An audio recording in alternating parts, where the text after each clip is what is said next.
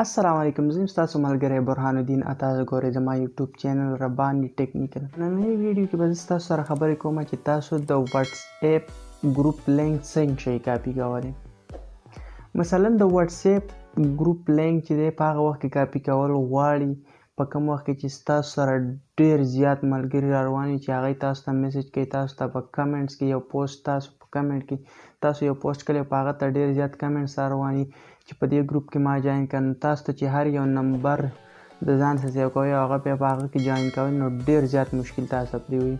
نو زه به تاسو ته نن دا طریقه ډېره ایزي ښیم. ستاسو سره مثلا د وټسایپ یو ګروپ دی او د هغه کې تاسو کسان ایډ کول غواړئ نو هغه به تاسو څنګه ایډ کوئ. تاسو به د هغه نه لینک رالی، چې کله تاسو لینک راوالی هغه لینک بیا په ګروپونو کې هم شئ شیر کولی، په هر شي کې د هغه لینک شئ شیر کولی، خپل ملګري ته هم شئ سینډ کولی چې هغه څنګه کلیک کوي نو هغه به اتومیټک ستاسو په ګروپ کې جاین کېږي، ستاسو په ګروپ کې به شاملېږي. نو ویډیو ډېره نه اوږده کوو، ځو د ویډیو طرف ته.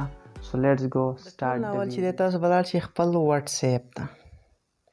چې تاسو کله خپل وټسایپ ته لاړ شئ تاسو به خپل ګروپ سلیکټ کړئ چې ستاسو کوم ګروپ دی. زما دا ګروپ دی یوټیوب سبسکرایبز، دا زما ګروپ دی. صحیح شو، دې ته زه رالم.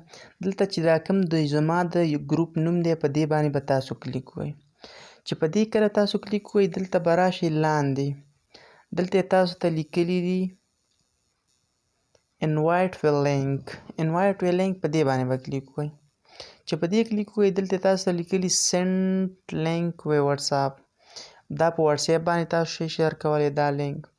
بل تاسو کاپي، تاسو په فیسبوک باندې شیر کول غواړئ، فیسبوک ګروپونو کې شیر کول غواړئ وغیره داسې نورو سوشل میډیا وغیره داسې نورو انسټاګرام وغیره باندې شیر کول غواړئ تاسو به راشئ په دې باندې به کلیک وکړئ کافی لینک. صحیح شو، چې کله تاسو لینک کاپي کړئ نو اوس تاسو لینک چې دی هغه کاپي شو.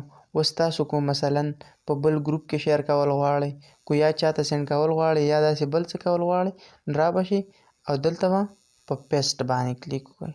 چې په پیسټ باندې تاسو کله کلیک وکړئ دلته ستاسو یوټیوب سبسکرایب د دې ګروپ دا لینک لاره په دې باندې به دلته کلیک وکړئ دا سینډ شو. صحیح شو، چې دا دلته سینډ شو. دلته اوس په ایزي طریقه باندې چې څوک هم دلته په دې ویو ګروپ باندې کلیک کوي نو ستاسو ګروپ ته به اتومیټک راځي او هلته به جاین اپشن هغه له ورکوي چې ته جاین کوې که نه.